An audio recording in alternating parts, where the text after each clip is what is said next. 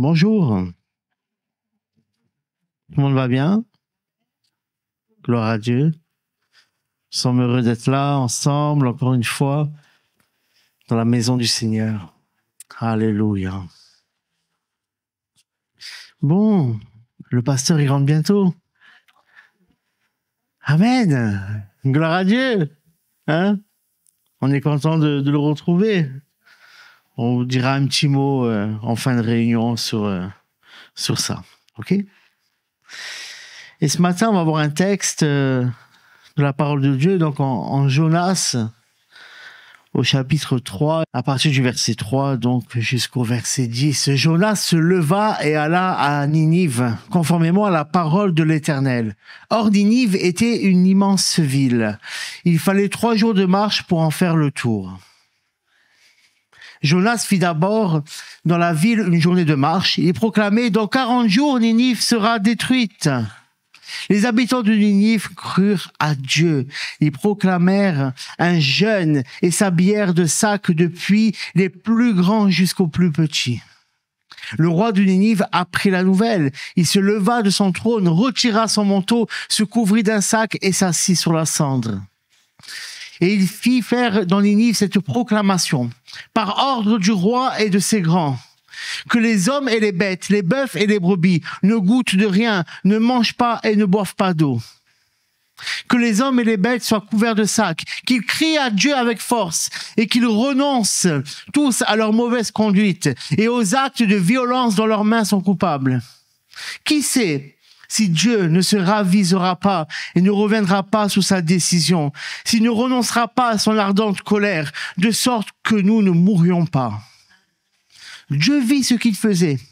Il vit qu'ils renonçaient à leur mauvaise conduite. Alors, Dieu regretta le mal dont il les avait menacés et ne le fit pas. Waouh, gloire à Dieu. Gloire à Dieu. Le titre du message ce matin, c'est la puissance de la repentance. Parce qu'il y a une puissance dans la repentance. La repentance ouvre des portes exceptionnelles pour notre vie. Et on va voir ça ensemble ce matin. Mais avant, je voudrais revenir à ce texte. Ninive, capitale de l'Empire assyrien. Un endroit d'idolâtrie extrême. Un peuple qui persécutait le peuple de Dieu. Un peuple qui était un adversaire. Des gens qui faisaient le mal, qui étaient violents. Dieu avait condamné. Dieu avait sorti un décret. Il avait envoyé le prophète Jonas. Mais le peuple a entendu la sentence de Dieu et s'est remis en question. A fait preuve d'humilité, a fait preuve de repentance. Il a reconnu ses erreurs. Il a reconnu ses torts. Et il a dit, on va changer. Ils ont crié à Dieu, non pas seulement avec une bouche, mais ils ont crié à Dieu avec un cœur tourné vers le Seigneur, avec un cœur sincère de repentance. Et cela a touché l'Éternel. Cela a touché Dieu, au point qu'il renonce. Ce peuple ennemi qui s'est tourné vers Dieu, Dieu l'a secouru. Dieu l'a pardonné. Dieu l'a restauré. Et c'est merveilleux. Et c'est juste un extrait de la puissance de la repentance. La puissance de la repentance. La repentance est un moyen par lequel on peut toucher Dieu. Dieu se laisse faiblir lorsqu'il voit notre repentance. Dieu n'est pas insensible, mais Dieu prend plaisir à la repentance de l'homme. Mais avant de parler de repentance, il faut faire un constat. Il faut faire l'état des lieux, comme on dit, et regarder. Et quelques versets ensemble qui parleront d'eux-mêmes. Ecclésiaste. Non, il n'y a sur la terre aucun homme juste qui fasse le bien et qui ne pêche jamais. L'apôtre Paul dira aussi dans Romains. Tous ont péché et sont privés de la gloire de Dieu. En effet, le salaire du péché, c'est la mort. Mais le don gratuit de Dieu, c'est la vie éternelle en Jésus-Christ notre Seigneur. Mais le salaire du péché, c'est la mort. Il y a un constat pour nous, c'est que nous sommes pécheurs. c'est que tous ont péché.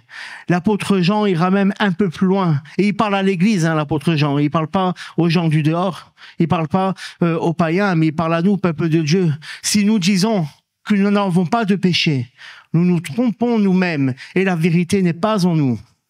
Si nous reconnaissons nos péchés, il est fidèle et juste pour nous les pardonner et pour nous purifier de tout mal. Si nous disons que nous n'avons pas péché, nous faisons de Dieu un menteur et sa parole n'est pas en nous. Aucun de nous ici, qui que nous soyons, pupitre, prédicateur, pasteur, prophète, apôtre, qui que ce soit, ne peut dire qu'il est sans péché. Personne ne peut ça. Tous, nous devons reconnaître que nous essayons, mais il nous arrive de pécher. Chaque jour, d'une manière ou d'une autre, nous chutons et nous avons besoin de nous mettre devant le Seigneur. Nous avons besoin de reconnaître cela. Il n'y a rien de pire qu'être là dans la maison de Dieu et de se dire, mais moi, ça va. Moi, j'ai pas de problème. Moi, j'ai pas de péché. Moi, tout va bien. Waouh. Donne-moi ton secret, alors. Où tu as vraiment atteint la perfection. Et je t'invite, je prie pour toi vraiment que le Seigneur te reprenne alors, parce que tu n'as plus ta place ici, que tu sois enlevé, que tu montes au ciel. Ou alors tu es aveugle sur ta situation et sur ta vie.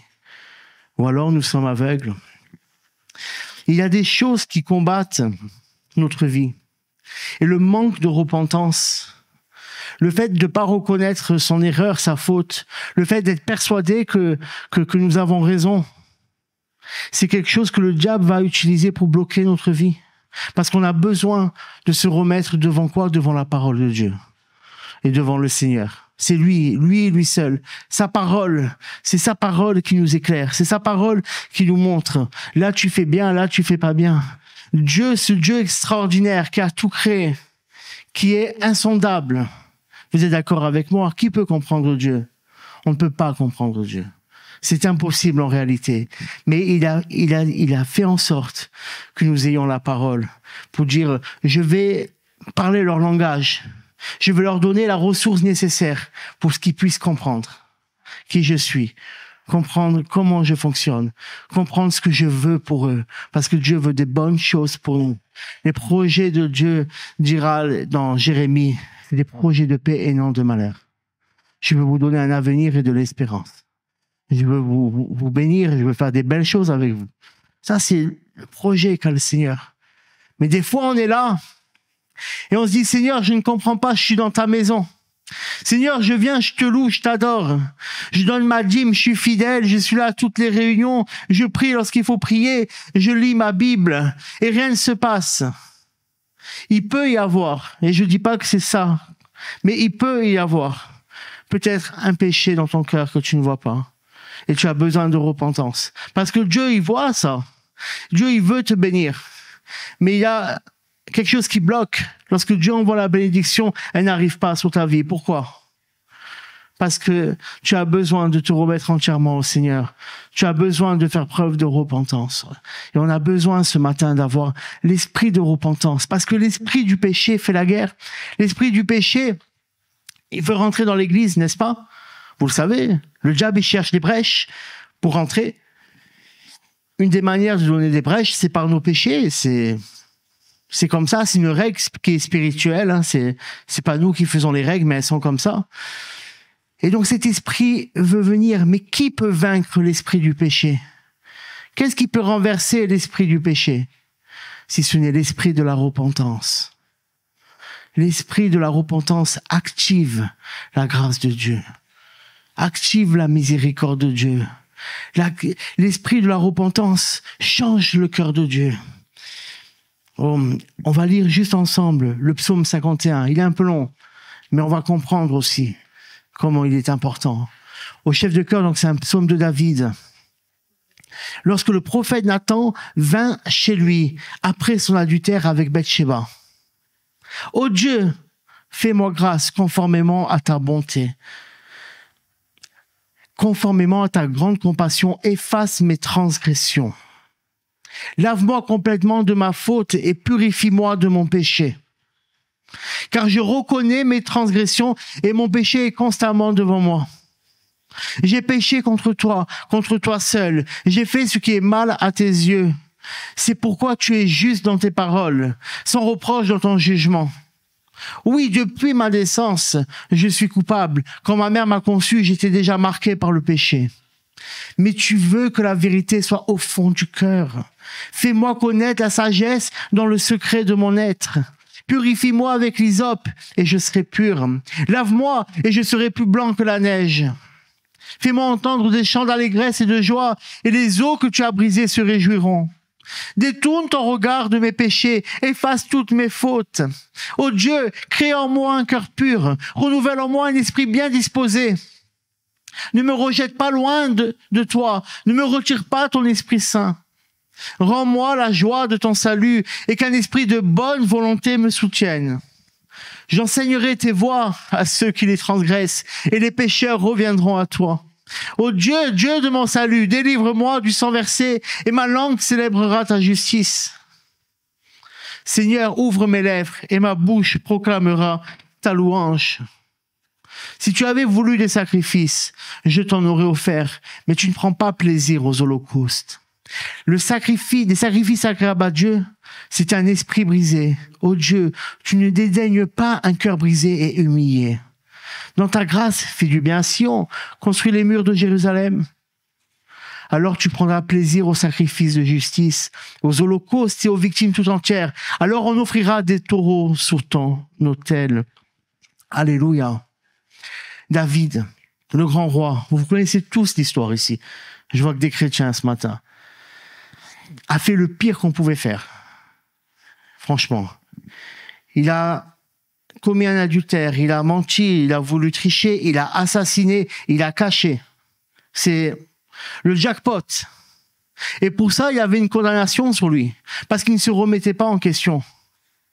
Mais lorsque le prophète est venu de la part de Dieu, il est dit de David, le Seigneur dira, homme selon le cœur de Dieu. Le prophète Samuel dira, tu es un homme selon le cœur de Dieu. Et dans son cœur, il a eu la repentance. Il a crié à Dieu. Dieu a pardonné David. Vrai ou pas? Il lui a pardonné. Il dira après, je pardonne ta faute. Il y aura des conséquences, mais je pardonne ta faute. Le constat, reconnaître et pas être dans le déni, c'est le premier secret pour activer la repentance. Parce que si je viens juste pour dire, Seigneur, je te demande pardon, et qu'au fond de moi, je ne sais pas pourquoi je demande pardon, ou je me dis, c'est pas si grave que ça, c'est pas un problème. Ce ne sont que des mots, ce ne sont que des paroles, ça n'a pas de valeur devant Dieu. David, il dira dans ce psaume, je ne t'offre pas de sacrifice. Si tu avais voulu des sacrifices, je t'en aurais fait, mais ça ne t'intéresse pas. Mon frère, ma sœur, si tu vis dans une situation compliquée, si tu as un péché, déjà, personne ici est là pour pointer du doigt. Personne ici est là pour te juger. On est là pour prier les uns pour les autres. Et c'est tout. Ça, c'est, Seigneur, aide mon frère, aide ma sœur. Mais tu dois aussi vouloir t'en sortir. Mais je veux juste te dire ça. Si tu as un péché, comment expliquer ça? Ne viens pas adorer Dieu. Ne commence pas la réunion en disant j'adore Dieu, en chantant Dieu. Parce que je vais pas vous dire, mais l'adoration, c'est pas chanter. Hein. L'adoration, c'est offrir quelque chose à Dieu. L'adoration, c'est offrir un holocauste, en fait. C'est offrir un sacrifice à Dieu. Lorsque tu adores, c'est tu offres le meilleur à Dieu. Mais si ton meilleur est pourri par le péché, s'il te plaît, n'adore pas Dieu. Plie plutôt le genou. Crie à Dieu, comme a fait le psalmiste, comme a fait le roi David. Dieu te relèvera. Et après, tu pourras adorer. Comme il le dit dans le psaume, après, on t'offrira des holocaustes et tu prendras plaisir au sacrifice. Dieu, si nous sommes dans un péché, Dieu ne reçoit pas nos sacrifices. Dieu ne reçoit pas notre adoration. C'est peut-être pas spécialement agréable à entendre, mais ce matin, c'est le message que j'ai pour nous. C'est celui-là. C'est ne fais pas n'importe quoi. Tu reconnais que tu as un péché, combat-le, prie, demande de l'aide, il n'y a pas de souci. Mais tu as besoin d'une repentance. Vous savez, nous tous qui avons été touchés par le Seigneur Jésus, Nous avons été touchés par sa grâce, par son amour. On a accepté le Seigneur Jésus. On a reconnu qu'on avait besoin de son aide. On a reconnu que notre vie, elle allait pas, que nous étions pécheurs. Je sais pas pour vous, mais j'ai déjà dit ça, mais juste parce que ça va bien ce matin, mais je me rappelle, moi j'ai grandi à l'église enfant, mais ça m'intéressait pas. J'ai fait ma vie et un jour, en mai 2010, ne me demandez pas quel jour, je ne sais plus. Mais c'était un jour comme un autre. Je menais ma vie tranquille, je pensais pas à Dieu. J'étais seul chez moi. La présence de Dieu est venue. La présence de Dieu est venue dans ma chambre. Ma vie était devant moi, mes péchés étaient devant moi. Ce jour-là, j'ai pleuré, j'ai demandé pardon au Seigneur. C'est tout. C'est la repentance, ça ouvre. Le Seigneur a fait une grâce, hein. Le Seigneur m'a fait vraiment une grâce, je reconnais ça.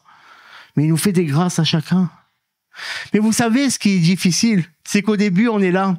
Lorsqu'on est jeune converti, on va avoir une sensibilité qui est là, qui est un peu plus forte. Mais après, avec les années, je me rappelle, quelques années, je suis jeune dans la conversion. J'ai fait 15 ans, là, le mois prochain. Je suis encore un ado.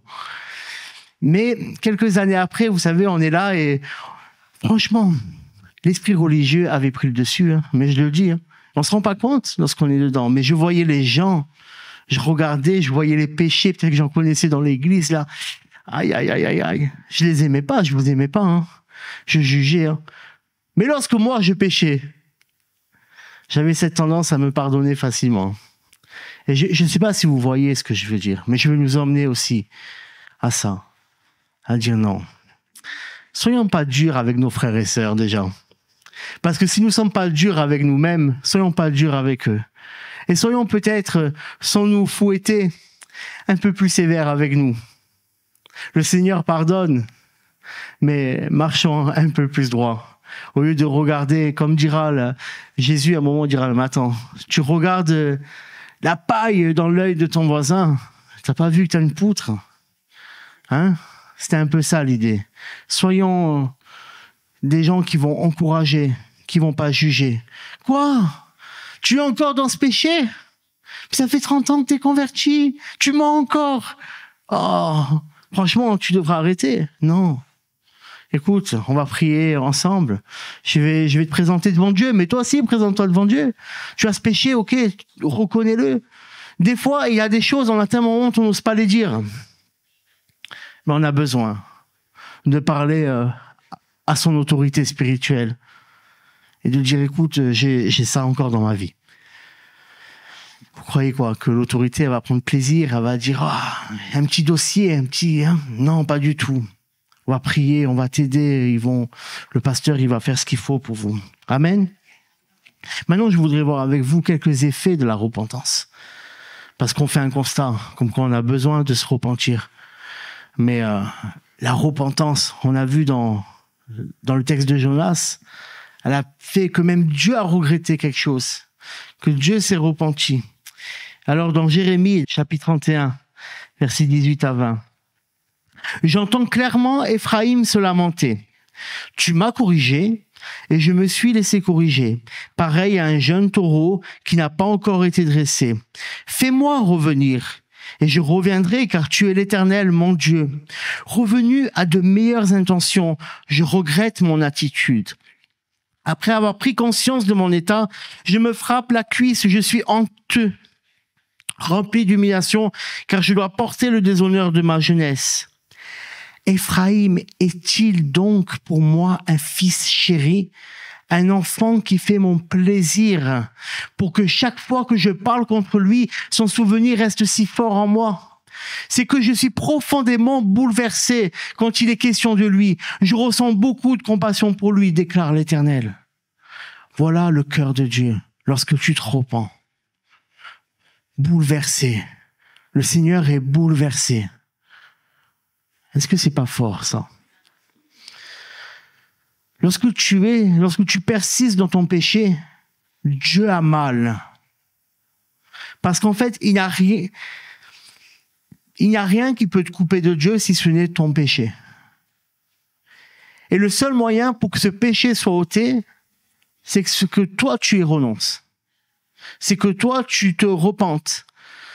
Se repentir, c'est quoi? C'est prendre la décision de faire marche arrière, de faire demi-tour. C'est reconnaître son tort, mais de dire, je ne veux plus de cela. Je vais tout faire pour réparer. Je vais tout faire pour changer. Ézéchiel 22:30. Je cherche parmi eux, c'est toujours l'Éternel qui parle, toujours Dieu.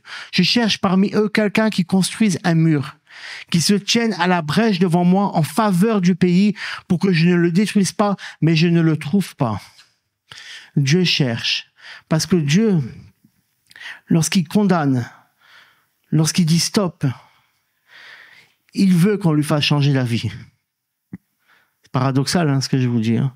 Mais Dieu, dans sa sainteté, dans sa justice, des fois, il est obligé d'émettre une sentence. Il est obligé d'émettre un décret. Il est obligé d'émettre une correction lorsqu'on l'a vu. Mais son désir, c'est qu'on revienne à lui. Son désir, c'est le même que le Père dans la parabole du Fils prodigue, qui attend que l'enfant revienne, qui attend que le Fils vienne à lui. Mon frère, ma sœur, ce matin, si tu reconnais que tu as besoin d'aide, on pêche tous d'une manière ou d'une autre. Ça, on l'a vu. On peut pas dire. Personne ici peut me dire je suis sans péché. Écoute, je te dirai ce que la parole dit, menteur. Voilà. Et on a déjà trouvé un péché. Mais si tu reconnais qu'il y a un péché qui est un peu plus persistant, tu vois? Et des fois, nous, on regarde beaucoup sur ce que c'est les choses très visibles. Vous voyez? Ah, lui ou elle, il trompe son compagnon, il fait ci, il fait ça, il vole. Vous voyez les gros péchés qu'on voit bien. Mais il y a des péchés un peu plus subtils qui sont dans nos cœurs, dans nos pensées. Le diable arrive à nous faire pécher des fois en nous mettant des idées, en nous mettant des pensées. Et on prend ces pensées et ces idées comme vérité sur nous. Ben, on pêche. À ce moment-là. Ah, tu es un moins que rien. Et tu vas commencer à te dire que tu es un moins que rien. Tu vas commencer à te diminuer. Tu pêches. Laisse-moi te dire que Dieu ne te dit pas que tu es un moins que rien. Dieu ne te dit pas que tu n'as pas de valeur. Dieu ne te dit pas que pour toi, il y a pas de solution. Ça, c'est ce que le diable veut faire. Mais lorsque tu crois ça, tu pêches. Et après, toute ton identité, toute ton attitude, elle est dans cette fausse croyance, qui est une croyance démoniaque. On a besoin de revenir au Seigneur et dire, Seigneur, je te demande, c'est un exemple, hein, pardon d'avoir cru ce que le diable disait sur ma vie. Pardon d'avoir cru ça, que je ne valais rien, que j'ai pas de valeur, que moi ça marche pas, des tas de choses. Je suis comme ci, comme ça. L'Éternel cherche des intercesseurs aussi, des gens qui vont se lever pour la nation. Mais pour se mettre dans cette position-là, on a besoin nous-mêmes d'être en accord avec le Seigneur. Alors j'ai conscience que ce matin, c'est pas spécialement le message le plus agréable à entendre. Mais je pense que le Seigneur, il veut nous parler. Vraiment. Parce qu'il veut nous guérir, le Seigneur. Il veut nous bénir aussi. Il veut faire des belles choses pour nous. Et il veut pas qu'on se prive. Et il veut pas que le péché ait encore une place. Il veut pas que le péché, ça soit lui qui dicte. Et on a besoin de se repentir. Je vais arriver à la conclusion. Et juste ce dernier verset qu'on a déjà lu il y a quelque temps, dans 2 Chroniques 7,14, qu'on connaît tous. Si mon peuple, celui qui porte mon nom, s'humilie, prie et me cherche, et s'il renonce, c'est ça la repentance, à ses mauvaises voies, je l'écouterai du haut du ciel, je lui pardonnerai son péché et je guérirai son pays. Mais il y a d'autres choses. Ça peut être, je guérirai sa famille. Pourquoi des fois notre famille, elles sont pas bonnes? Parce qu'on a laissé rentrer un péché? Pourquoi des fois, il y a tellement de domaines où on est là? Mais si on prie, si on s'humilie devant le Seigneur, Et si on dit, Seigneur, je reconnais, je reconnais que j'ai la dureté de cœur. Vous savez, ce qui fait la guerre, j'aime bien, vendredi, notre sœur nous a parlé de douceur. Douceur avec humilité, ça allait ensemble. Ben, vous savez, ce qui fait le manque de repentance, ça crée la dureté en nous. Le manque de repentance crée la dureté de cœur. Et la repentance crée l'humilité, crée la douceur, crée la visitation de Dieu, crée le pardon de Dieu. Pourquoi des fois, et je vais aller vers ma conclusion, nous sommes si durs avec des autres? Pourquoi des fois je vois des gens, je suis dur avec eux? Parce que moi-même, je ne vis pas la repentance. Moi-même, je ne vis pas le pardon. Et si je ne vis pas le pardon, je ne peux pas donner le pardon. Et c'est très important. Père, pardonne-nous comme nous pardonnons à ceux qui nous ont offensés. On a besoin de demander pardon. On a besoin de pardonner. On a besoin de libérer ce matin dans la repentance.